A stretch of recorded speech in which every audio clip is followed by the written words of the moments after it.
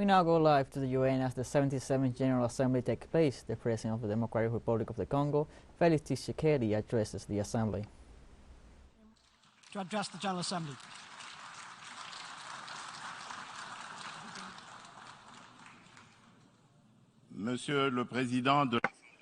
Mr. President of the United Nations General Assembly, Mr. Secretary General of the United Nations, ladies and gentlemen, heads of state and government, ladies and gentlemen, heads of delegation. It is a great honor and a genuine pleasure for me to take the floor from this rostrum to ensure that the voice of my country, the Democratic Republic of the Congo, is heard on the primary questions occupying the international community at present. Mr. President, I would nevertheless, at the outset, like to congratulate you on your election to the presidency of the 77th session of the United Nations General Assembly. I am convinced that you will do your best to ensure the success of this session, and I would like to assure you that you have my country's full support. Mr. President, the major challenges facing humanity at the moment are the following: peace and security for all, controlling climate change, relaunching the global economy post-COVID-19,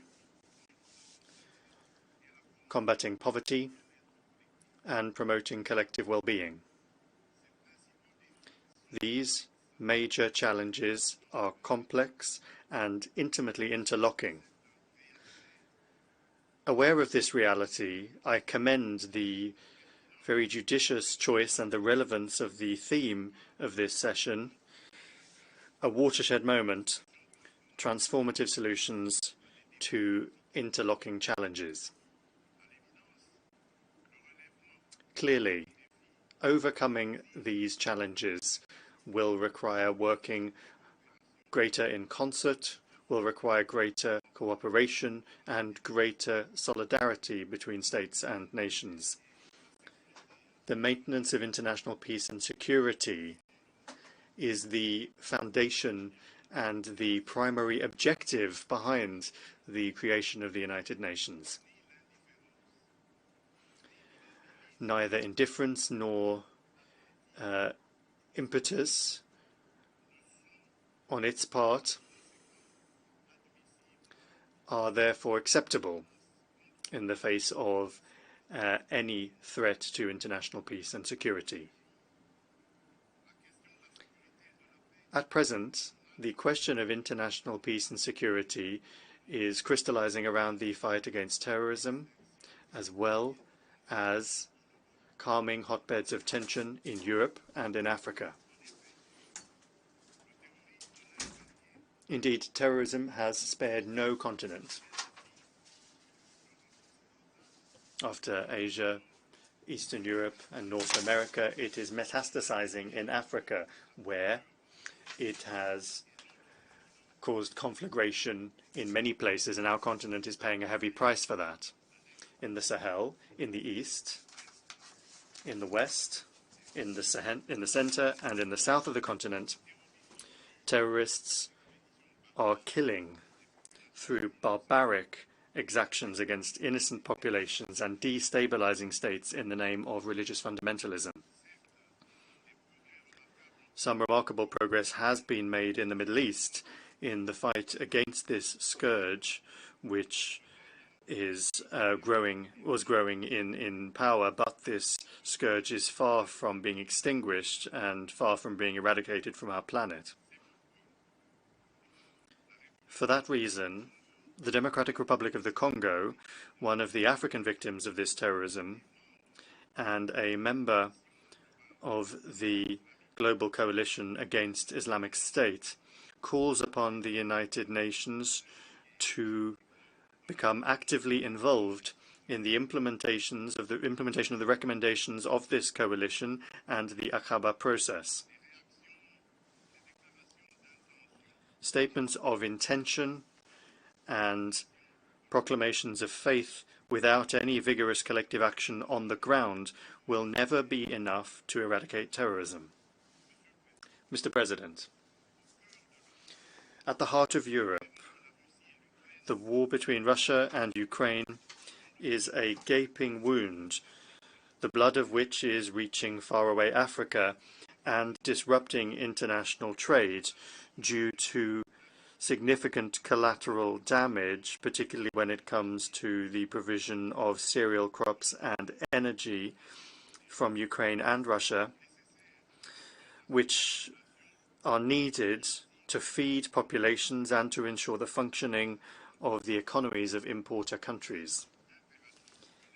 It is essential that the United Nations intervene diligently and more firmly to extinguish this flame with absolute respect for the rules of international law. The Democratic Republic of the Congo supports the position of the African Union and calls on all parties to the conflict to pursue the path of dialogue and law, as acknowledged by Africa, which incidentally does have experience in managing security crises provoked by armed groups in some of its states. On this subject, the United Nations know that my country, the Democratic Republic of the Congo, is the victim of an acute security crisis which has lasted more than 20 years in the east of its national territory.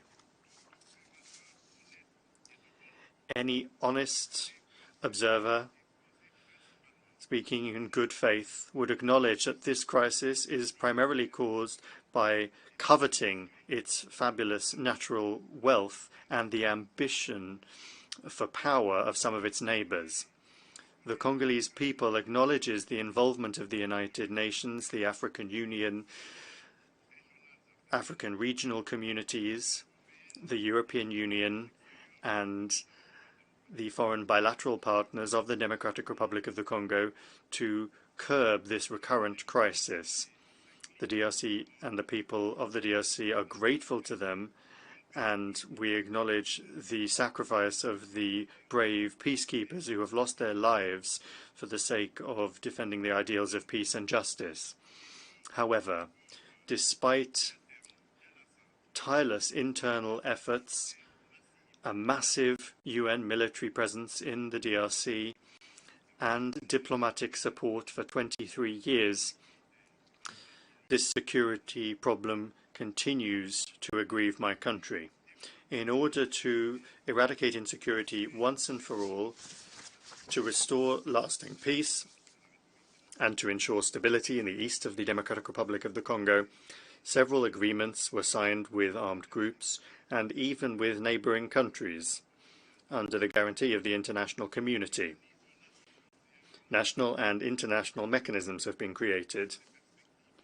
All of these prospects for a lasting settlement of the conflict only lasted for a few months. Very quickly, the architecture of those prospects cracked and the building collapsed. And then we always start again with the same tragedies. Since I was elected to lead the Democratic Republic of the Congo, I have fought tirelessly each day for peace and security in the Congolese provinces of Ituri, North Kivu, and South Kivu. Adhering to a philosophy of reconciliation with our neighbors, I spared no effort to assure the heads of state of neighboring countries and restore confidence between us, particularly through constant consultation on issues of common interest, the conclusion of security cooperation agreements and economic partnership agreements, and the implementation of development projects for our respective populations. Despite my goodwill and the outstretched hand of the Congolese people for peace, some of our neighbors could find nothing better to do than thank us through aggression and by supporting terrorist arms groups that are ravaging the east of the Democratic Republic of the Congo. This is the case currently of Rwanda, which, scorning international law, the UN Charter and the Constitutory Act of the African Union, has once again not only taken aggression in March against the Democratic Republic of the Congo in the form of direct incursions by its armed forces, but also occupies areas in the province of North Kivu via a transplanted armed terrorist group, the 23rd of March movement, the M23, to whom they provide massive support both in fighting materials and also in manpower and troops. And to challenge the international community, the M23, with the support of the Rwandan army, even shot down a MONUSCO helicopter and killed 8 blue helmets, and in so doing committed a war crime. In this emblematic location for international life, I tirelessly denounce this latest act of aggression that my country has fallen victim to by its neighbour Rwanda under cover of a terrorist group called M23. Mr. President, the involvement of Rwanda and its responsibility for the tragedy my country is experiencing and the tragedy of my compatriots living in areas occupied by the Rwandan army and their allies from the M23 are no longer in any doubt. Since more than once, groups, panels of experts mandated by the UN and the expanded joint verification mission of the International Conference of the Great Lakes region, as well as international humanitarian non-governmental organizations and human rights organizations, have established in documented and objective reports which attain the highest standards of academia and science. To dispel any doubt for the community of nations and put an end to the denials of the Rwandan authorities on this subject, the Congolese government asks the President of the Security Council to officially distribute to members of the Council the latest report of the UN group of experts on the security situation in the east of the DRC, and to ensure that it is considered diligently by the Council to draw the full consequences from it in the context of international peace and security. It is a question of the very image and credibility of our organization. To do otherwise would, on the one hand, mean encouraging Rwanda to continue its aggression, its war crimes, and its crimes against humanity in the Democratic Republic of the Congo, and on the other, to further feed legitimate suspicion of the Congolese people when it comes to the impartiality of the UN, as well as the complicity of some of its members in these crimes. It is to bring an end to this suspicion and to dispel the ambiguity of some positions of the Security Council on the security crisis in the east of the DRC, an ambiguity which is frustrating the Congolese population and exacerbating tensions between them and the UN stabilization mission in the DRC, MONUSCO. It's for that reason that my government has asked for a re-evaluation of the progressive responsible withdrawal plan of this mission. This request for adjustment is required by the unanimous agreement, even at the highest levels of our organization, over the regrettable shortcomings of MONUSCO. These shortcomings undoubtedly impact the effectiveness and the legitimacy of the UN's action in the Democratic Republic of the Congo. Re-evaluating MONUSCO's withdrawal plan can consequently in no way undermine relations between my country and our organization.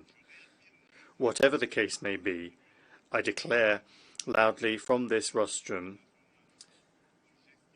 at the highest international body for the management of the world's affairs, I would like to declare the determination of the Congolese people and of its leaders to always defend to the very last the territorial integrity, independence and sovereignty of their country, in respect, of course, of international law and the commitments made within the international organizations that it is a member of. This is also an opportunity for me to clarify that the Congolese state and Congolese civil society will never allow anyone to engage in tribal, ethnic, racial or xenophobic hate speech in our country. The Constitution of the Republic and the laws of the DRC prohibit such speech and punish it severely. Nobody can thus claim that this discourse is happening and use it as a pretext to justify criminal adventures in the DRC, divide the Congolese people and weaken national unity, something that all of my compatriots adhere to fiercely. The DRC is not and will never be a country that commits genocide. What's more, I support the fact that the alleged collaboration that I would say that the alleged collaboration that some Congolese officials may have allegedly with Rwandan opponent figures from the Democratic Liberation Forces of Rwanda, the FDLR, which the Rwandan leaders are using to justify their repeated aggression against the DRC, is nothing more than an alibi, or an excuse, which is corroborated by no proven information on the ground. The FDLR has been decapitated and reduced to nothing by the armed forces of the Democratic Republic of the Congo, the FARDC, in close collaboration with the Rwandan army as part of joint operations conducted a few years ago. The Democratic Republic of the Congo has also repatriated several elements of the FDLR and their families. And so the Congolese people are now asking themselves, what FDLR are we talking about? What size of territory, occupied Rwandan territory, does this phantom FDLR occupy? What precise part of Rwandan territory has anyone seen a Congolese soldier on? Whatever the case may be, the DRC remains ready to take action against any armed group that attempts to upset peace and security in a neighboring country in the Great Lakes region. Mr. President, the Congolese people ask the United Nations, the African Union, African regional communities and the partners of the DRC to no longer trust the shameful denials of the Rwandan authorities and instead to help rebuild security, build lasting peace, and to help create the conditions needed for fruitful cooperation in the Great Lakes region for the well-being of all. To this end, it is necessary to have the following. 1. Bring about the immediate withdrawal of the M23 from occupied areas, the return of displaced Congolese people from these areas to their homes, and the unconditional ending of Rwandan army support for this terrorist group, according to the spirit and the letter of the Luanda roadmap agreed between the Democratic Republic of the Congo and Rwanda, as well as successive statements from the UN Security Council, the African Union Peace and Security Council, the East African Community, and the Southern African Development Community, SADC. 2. Increase pressure on Rwanda and the M23, whose leaders are incidentally sanctioned by the UN, and be more firm in respect of those sanctions to ensure that they respect the positions of the aforementioned international organizations. 3. Support the continuation of the Nairobi peace process, the Luanda discussions between the Democratic Republic of the Congo and Rwanda, and the deployment of the East Africa Regional Force, the statute and the rules of engagement of which have just been signed on the 8th of September in Kinshasa by the Congolese government and the Secretary General of the East African Community on the one hand, and on the other by the FARDC and the commanders of this regional force. 4. Encourage the Honorary President of Kenya, Uhuru Kenyatta, and the President of Angola, João Lourenço, mediators from the East African Community and the African Union in the security crisis in the Democratic Republic of the Congo, to continue their good offices. 5. Lift any obstacle to the DRC restructuring its armed forces, to increase the power of those armed forces to better carry out their mission, including through the lifting of all restrictive measures limiting their acquisition of military equipment, regardless of the form laid out by the UN Security Council. Carrying out the aforementioned actions would undoubtedly ensure that the Congolese people would be certain of a settlement to the crisis and would facilitate constructive dialogue among all of the parties concerned about that settlement. Mr. President, we, the Congolese people, are now determined once and for all to put an end to insecurity in the east of our country, whatever the cost. The time has come to once and for all break the infernal cycle of violence in the east of the Democratic Republic of the Congo, to stabilize the Great Lakes region, so as to benefit as much as possible from its economic potential, as well as from its rich biodiversity, to save humanity in the face of climate change.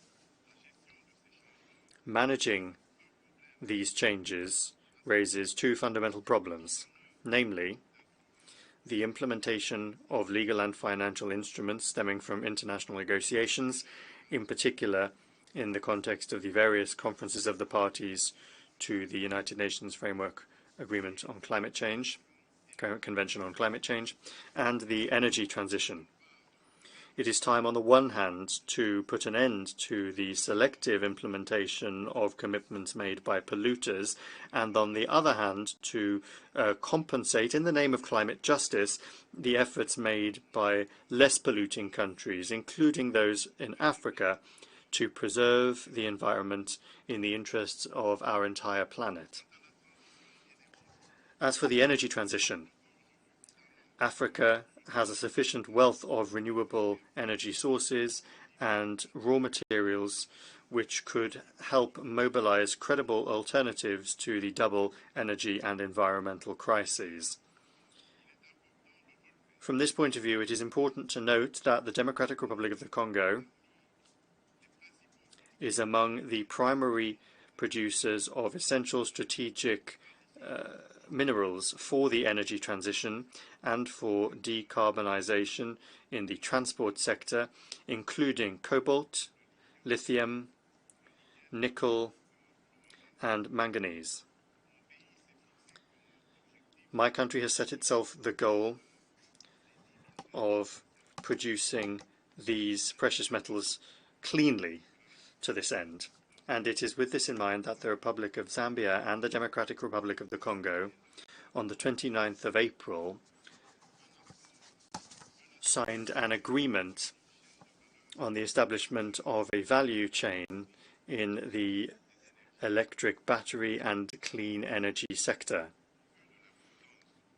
It goes without saying, given the importance of the size of the investments required by the implementation of such a project, that the involvement of partners is particularly essential, particularly in terms of providing capital and appropriate technologies. What's more, in order to support the green transformation program of economies on the African continent and to meet the growing energy demand around the world, my country has chosen to make the most of its vast potential in renewable energy sources, including hydroelectricity, solar energy, geothermal energy, and the exploitation of its gas deposits. The Democratic Republic of the Congo is an asset when it comes to implementing the 2063 agenda of the African Union through the implementation of the Grand Inga project, which could also be beneficial for part of Europe and the Middle East. It is with this in mind that we are delighted to host the preparatory work for the 27th Conference of the Parties, pre-COP27, which will take place in Kinshasa next month. Mr. President, I would like to take this opportunity to shed some light on the environmental aspect of the tender launched on the 28th of July by my country for the exploration of 27 oil deposits and 3 gas deposits, a call which has been unhelpfully criticized in the international arena. Here, it is worth recalling that no relevant international legal instrument ratified by the Democratic Republic of the Congo prohibits it from exploiting its natural resources for reasons of protecting the environment or for fear of aggravating global warming. Next, the 2015 Paris Agreement recognizes that developing countries have the right to emit CO2 for their development while taking precautions for the global climate through their nationally determined contributions.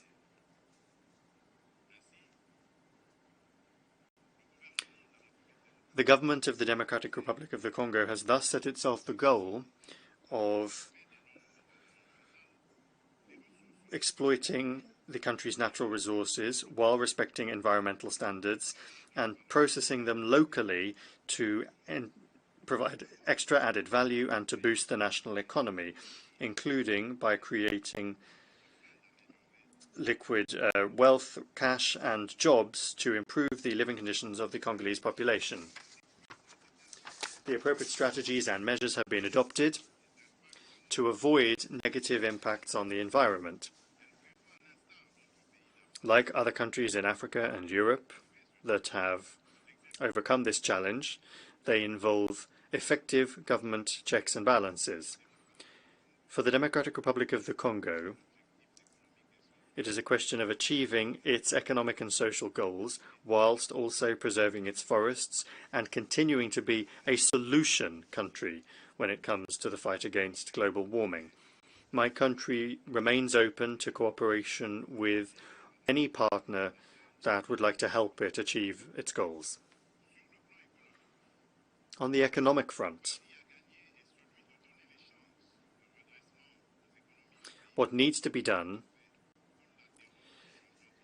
is to help economies recover, the economies of countries that have been weakened by the collateral effects of climate change and the coronavirus, to promote balanced global economic growth and to halt the exacerbation of poverty in developing countries. We cannot overcome this challenge without internal good governance efforts at the national level, nor productive investments of capital, nor without real and sufficient transfers of financial resources to those who need them. For that reason, the Democratic Republic of the Congo calls for the proposal for rich countries to cede a percentage of their special drawing rights at the International Monetary Fund to less well-off countries to be fleshed out. This was a proposal made by the Paris Conference on the relaunch of economies post-COVID-19 in May 2021. It was supported by a firm commitment from the G20 summit in October 2021 in Rome. In any case, any facility for access to additional resources for those countries sorely tested by climate change and COVID-19 would be welcome. Similarly, alleviating the debt burden of low-income countries must continue to be a constant concern, which should be included in a global approach of international solidarity. For its part, despite the difficult global economic situation Following the harmful effects of the COVID-19 pandemic, the Democratic Republic of the Congo has made remarkable progress in economic growth. Wealth creation accelerated in 2021, particularly thanks to the dynamism of the mining sector. Production growth in that sector went from 1% in 2019 to 10.1% in 2021, following the good price of copper and cobalt on the international markets.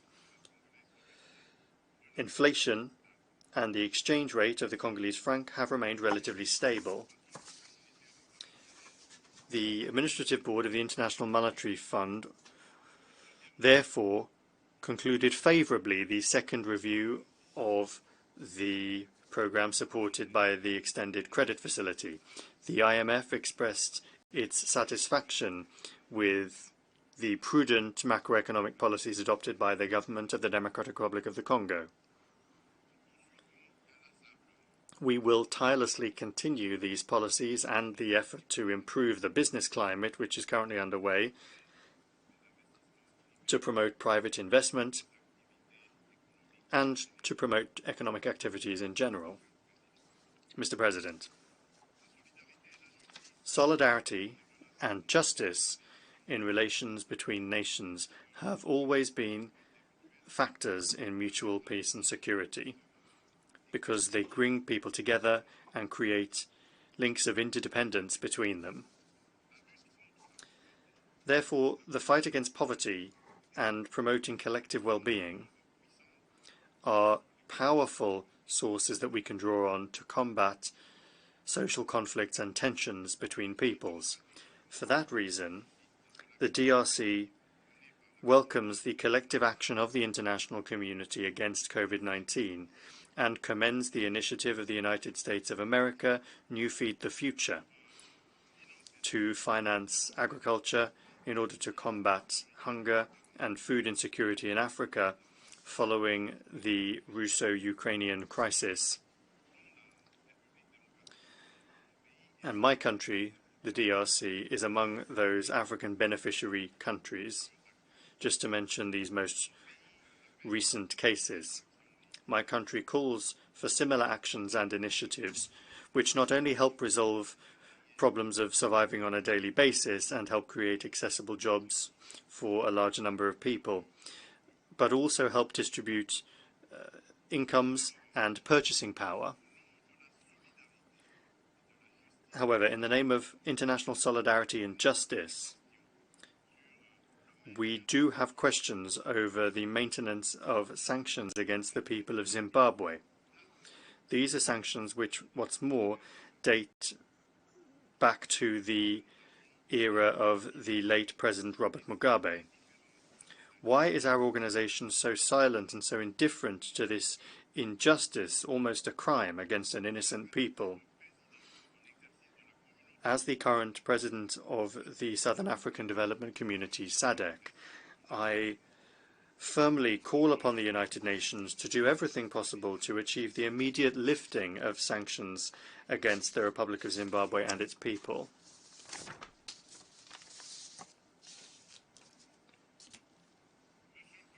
Mr. President, in this multipolar world, no country, however powerful and rich they are, can aim to overcome the challenges that I have just mentioned alone, let alone overcome them in the interests of everyone. The importance of what is at stake, the complexity of the problems that need to be resolved, and the scale of the task require an equitable multilateral approach which includes the interests of each and everyone and which pools the energy of everyone in a climate of mutual respect. For that reason, the Democratic Republic of the Congo continues to think that it is essential that we better structure multilateralism and enrich it with equal treatment for all of the parties involved in order to create spaces for dialogue and cooperation, which is something that we need in order to ensure international peace and security. That is the United Nations that we want.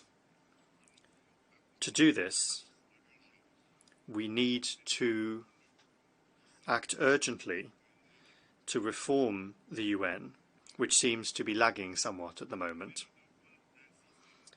In this context, I would like to stress the need to satisfy the legitimate and just claim of Africa to be represented on the UN Security Council with 2 additional seats in the category of the non-permanent members and 2 others from among the permanent members with the same rights, including the veto, the same privileges and obligations of the current permanent members.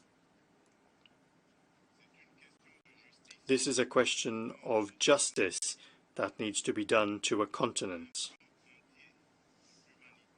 or indeed to an entire swath of humanity, whose role continues to grow with each day that passes in the conduct of international affairs.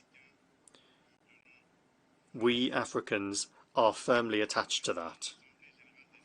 Mr. President of the United Nations General Assembly, Mr. Secretary General of the United Nations, ladies and gentlemen, heads of state and government, ladies and gentlemen, heads of delegation, to conclude, allow me to say a few words about gender equality. There is a need here to stress the need to continue current efforts at the international level and within states to create spaces of gender equality and opportunities for liberty and action for women.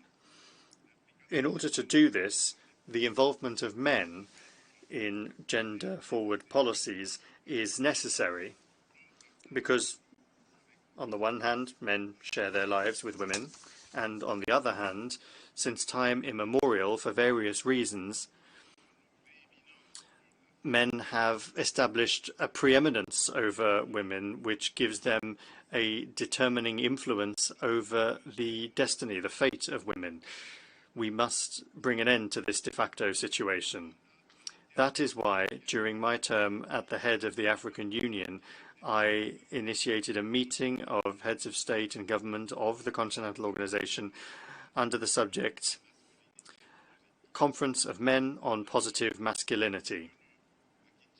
This historic meeting, held in Kinshasa in 2021, led to an African Union declaration containing commitments of men, including heads of state and government, to put an end to violence against women and girls and to provide appropriate responses to this issue. This declaration constitutes a veritable African Union Charter for women, which I am working hard to make a reality as in my role as African Union champion for positive masculinity. It's in this context that I have decided to further promote the Congolese woman, who today increasingly occupies the foreground in the management of public affairs within political, legal and administrative institutions in my country. This proactive policy should in the future allow for radical change, not only a change in the perception of women and the role of women in society, but also in women taking charge of their own destinies.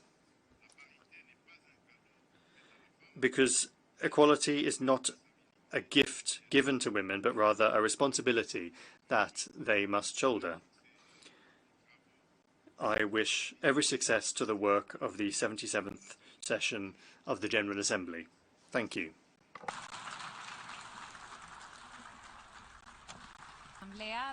Statements of Felix Tshisekedi, President of the Democratic Republic of the Congo. The head of state explained how Africa is suffering from the consequences of conflicts and climate change, urging the United Nations to play a key role in finding diplomatic solutions to conflicts. President Tshisekedi also denounced Rwanda's aggressions against his country and Rwanda's support of rebel groups as M23. We now will listen to the statements of the President of the Central African Republic,